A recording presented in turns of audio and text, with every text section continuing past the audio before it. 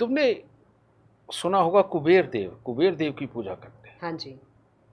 कि अगर ज़्यादा धन चाहिए धन के देवता हैं कुबेर, है ना। माँ लक्ष्मी ने उन्हें अलग कर दिया। समुद्र मंथन में जब माँ लक्ष्मी निकली तो कुबेर देव को डिपार्टमेंट दिया गया कि भाई लक्ष्मी जितना धन होगा आप संभालेंगे। कुबेर देव महाकंजूस, उन्होंने सारा अपने पास रख लिया, किसी को देते ही नहीं थे, किसी को नहीं देते थे। और बाद में भाई देवताओं की मीटिंग में तय हुआ कि ये तो अपने अपने पास ही रखी जा रहे हैं, दुनिया में बांट ही नहीं रहे। तो वहाँ पर क्या किया, कुबेर देव को हटा करके उस ओहदे से श्री गणेश जी को बिठाया गया अच्छा, कि आप धन बांटेंगे। ठीक है। अब धन बांटने की कला कौन बताएगा कि किसको धन देना है, वो उसके लिए सहयोग के लिए माँ सरस्वती को बैठाया गया कि भाई जिसके पास प्लानिंग, अच्छी बुद्धि, बोलने में मीठापन, जो काम निकालने में चतुर, भाई गणपति जी उसको धन देते हैं। तो एक बिजनेसमैन से अच्छा कौन हो सकता है? बिल्कुल सही बात है, जिसके अंदर ये सारी खूबियाँ होती हैं जी। है ना। और ऐसा बड़ा बिजनेसमैन या जो आपका एम्प्लॉई है, वो जैसे ही आपके सामने आएगा, एम्प्लॉयर के सामने, उसकी आंखें झुक जाती है, हाथ अपने आप जुड़ जाते जुड़ हैं। जाते हैं। जी गुरुदेव। तो बेटा मंदिर में भी जाके यही करते हैं। बिल्कुल सही बात बोली आपने। और एम्प्लॉयर के आगे आके एम्प्लॉय का भी यही हाल होता है ना।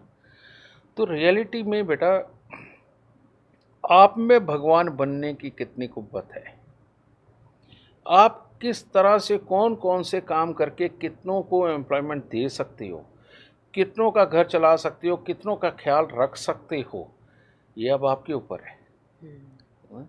या यूँ कह लो कि आप कितनों के जीवन में भगवान का रोल प्ले कर सकते हो। सही बात है?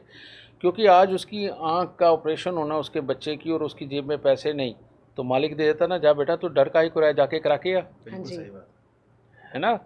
उसके खुद घर के अंदर कोई शादी विवाह हो गई, मालिक का फ़र्ज़ बनता है आम दिनों में उसे 1100 रुपये टिप देता है, लेकिन उस दिन वो हो सकता है लाखों रुपए लेके जाए। जा कोई बात नहीं बेटा, इतनी देर होगी तेरे को मेरे पास काम करते, ये भी तो हमारा ही फ़र्ज़ है, बिल्कुल सही। ये ले लाखों रुपए ले पकड़, तू चिंता मत कर, बहन की शादी कर, है ना। तो भगवान से मांगने क्या जाते हो, परमात्मा मेरी बहन की शादी करवा देना, अच्छी तरीके से करा, मेरी इज्जत ना खराब हो जाए। ये मालिक करता है पूरी तरह, समझे। और परमात्मा इस धरती के ऊपर जिनके हाथ की रेखाएं बहुत अच्छी होती हैं, जिनके कुंडली के ग्रह बहुत अच्छे होते हैं, उनको भगवान बना देता है, बाकियों को याचक बना देता है। तो यही सारी दुनिया में होता है, और इसको एक कड़ी हमेशा बनी रहे, इसीलिए हमारे ऋषि मुनियों ने हमारे समाज को, जितने भी हमारे समाज है, उनको संस्कार के रूप में दया करनी सिखाई, मदद करनी सिखाई, एक दूसरे का अपना बनना सिखाया। अगर मुगलों के आने से पहले का हम भारतवर्ष देखें तो बेटा, और अंग्रेज तो बहुत बाद में आए, अंग्रेज़ों के आने से पहले का देखें तो वो हैरान ही इस बात पे थे कि इनको कौन हराए। ये बिल्कुल तो समृद्ध हैं, एक दूसरे का हाथ पकड़ के चलते हैं, एक दूसरे की मदद करके चलते हैं, ये तो लड़ते ही नहीं।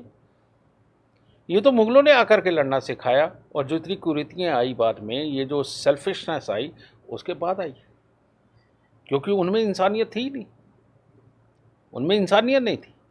ये इंसानियत का बसाव आपको अगर मिलेगा वो जम्बू द्वीप पे मिलेगा। और जम्बू द्वीप बेटा उधर श्रीलंका, चाइना को बीच में लेते हुए और पीछे जा कर के ये कजाकिस्तान और अपना जितने भी ये स्थान हैं, वहाँ तक ये सारा जम्बू द्वीप ही तो था। तो इंसानियत यहाँ बसती रही।